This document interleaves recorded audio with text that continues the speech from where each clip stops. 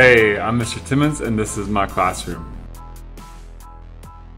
One thing that we do with really all of my classes is that we work with a design process.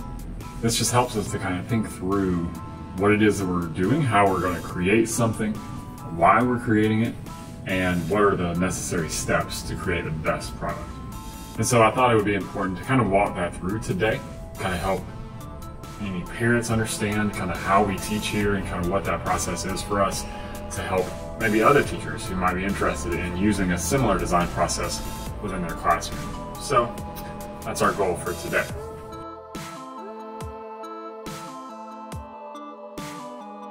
So our design process begins with a step that is similar in a lot of design processes out there, whether it's in engineering, manufacturing, any of those. Right? The first thing you got to do is you have to be able to identify the problem. Now, a lot of times what I'll tell my students is that it's not necessarily always a problem like we generally think of a problem.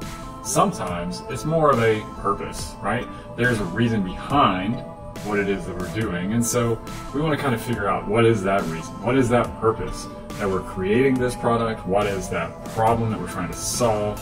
And so either whether it is a problem or a purpose, the students need to be able to understand what that is before they can start coming up with that solution or that product.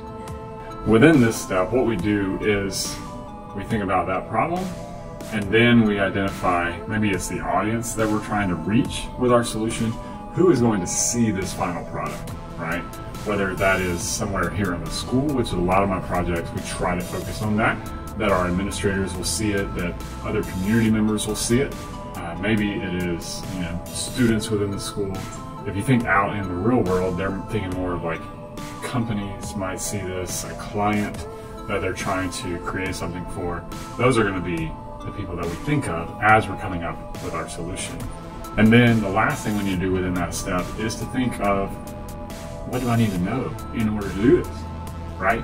Do I need to learn something new, right? Do I need to bring something to the solution that I've learned maybe in my past? Okay, what is it exactly that I need to be aware of in order to create the best solution? We also need to think of, okay, what do we need to have, right? So I need some type of technology, I need some materials, I need some type of software on my computer that I can use to create this final project. And so once we do all that, we can go ahead and move to the next step. So the second step is brainstorming. Okay, so brainstorming, we do it all the time in different classrooms. You do it when you're thinking of, okay, maybe you're trying to write an essay, and so you start brainstorming ideas.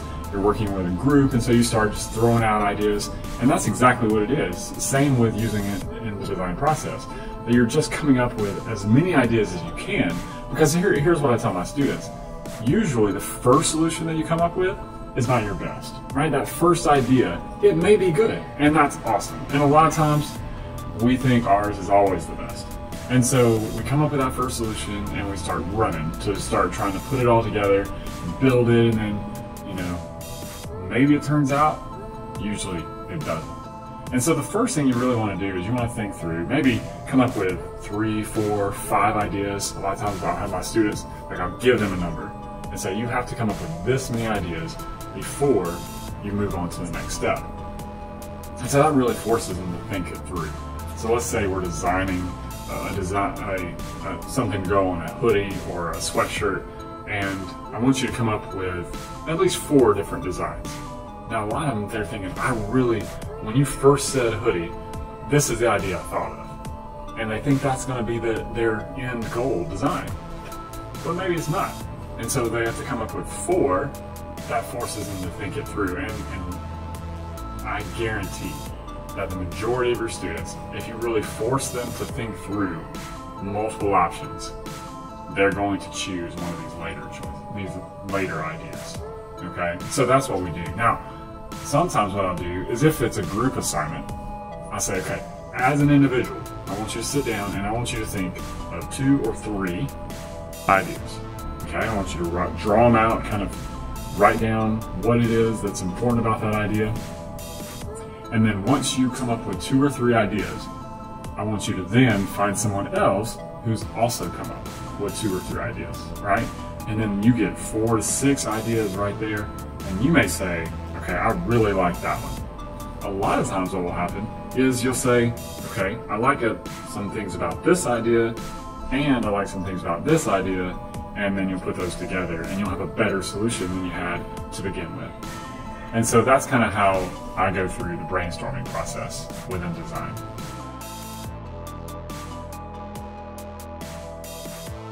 The third thing is, once we have kind of come up with a lot of different ideas, then we got to come together and say, okay, well, what is the best idea? And when you have that best idea, then you start designing it, right? So first of all, maybe I threw out some random sketches and kind of put it together. But then I'm like, okay, now we got to design this. And so we draw it out, and we kind of, maybe we get out our ruler and we get out our computer and start kind of figuring out, okay, this is kind of what I want it to look like. This is how big it needs to be. These are the materials that I want to involve in this build. And so then you start designing all that, right? And so when you do that, you have a plan. And so when you start building, you're not just grabbing random supplies.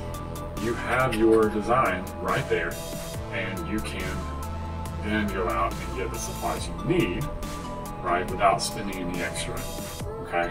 And a lot of times what I'll do with my students is I'll give them a budget. And I'll say, okay, here's your budget, here is the cost of all the materials. And so when they go to design, they cannot just throw it together and then just start grabbing all the pieces they want.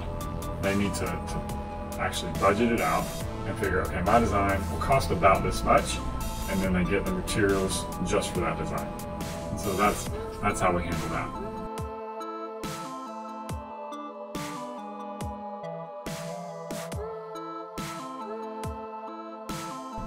The fourth step is that build. Okay, so once they've designed it, now they're getting the materials, they start to put them together, they start to put their design to work and make sure that it's looking like what they wanted it to look like. Now, a lot of times the build does look a little different than the design, and that's okay. A lot of times I tell my students, okay, compare the two, kind of tell me what was different. What was different about your design than your build? And sometimes it's just they don't know how to build it that way. They knew how to draw it, they knew what they wanted, but it didn't quite come out the way they wanted it to. And so that's a time where they can say, I need some help. And so I say, okay, don't be afraid to ask me. I will help you. So once they finish building it, they move on to that part, right? A lot of times when we build things, we think, okay, I built it, I'm done. Well, we're not done yet, okay? We gotta test it out. We're gonna make sure this thing works, right? So we're gonna make sure that, let's say, you know, the goal of it is, you know, we're building a car, right? We want it to be able to drive down the street. Well, it looks nice, but until you get into the car and actually crank it up and start driving it down, you don't know if it works, right? You don't know if it's gonna be what you wanted. And so you start testing it out, okay? You test it out a little bit, you test it out again, say, okay, well, it worked well the first time, but then the second time, it didn't really hold up. And so then you go back and you say, okay, well, what can I do to fix that part? And so you fix that, right? And then you might go through and test it again. You might say, hey, this design did not work. This is not what we really were aiming for. And so you might need to go back to that process. You might need to go back to that part and say, well, let's design it again.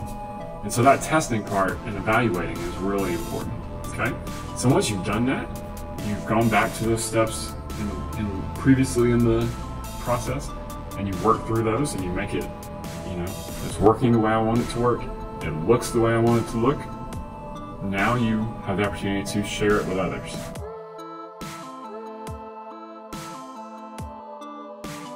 Okay, we call this, you know, presenting the solution.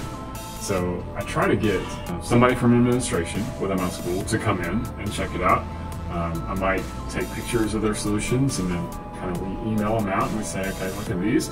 Sometimes it's a presentation that they do, right? They'll do it for the class to practice, and then we'll have somebody come in. And I think what would be really cool is if you can get somebody from that. So let's say that we're actually building, let's say, go to that car example, right? If I could get somebody from an automotive plant to come in and like just to listen to my students and really say, okay, well, I like that. What about this? What about that? Right? They're getting more experience doing that. And so I think that's a really cool part of the process is they actually get to present what it is they've created. Okay? And so once they've done that, that's their end goal, is presenting that solution. And so this is the process we go through. We go through this process whether it is in my multimedia classes, and it looks different, right? With photography and graphic design and video, okay? When we're doing it in our Lego robotics, with my 6th graders, as they're building the simple machines and creating mechanisms and all that, it looks a little different. And then when you're doing your plan for how you're going to navigate through a obstacle course with our EV3 robots, then that's going to look different as well. So it all depends on what you're doing, but you're still following that same process.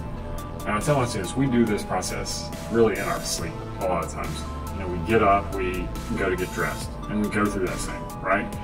Problem is, I got to wear clothes to go to school, right? And then we go and we pick out and say, oh, I like this shirt and these pants, that look nice, or this outfit looks good. And then you end up making your choice, right? And you get it out and you put it down on the bed and you say, okay, yeah, so you designed it out. Bill is putting on the clothes, right? And then doesn't feel comfortable, right? So you're like, okay, no, I can't wear this. So then you go back and you say, no, I need a different shirt. So you get a different shirt, put it on, you're like, yeah, this feels a lot better. Looks good. You look in the mirror and you're like, okay, looks pretty good. So you tested it out. And then your presentation is you step foot in the school. And now everybody sees you, right? You're presenting the solution to everybody, whether you know it or not. So we use this process all the time. And so it's very helpful for students to think that through. And then the idea, we say this a lot to them, you're all engineers. We're all thinking through this process together. And so it's a really cool thing just to be able to help your students work through solving those problems, creating solutions, and doing it thoroughly so they know they've made the best possible solution for the situation. So, if you have any questions about that, feel free to comment below, and I hope to see you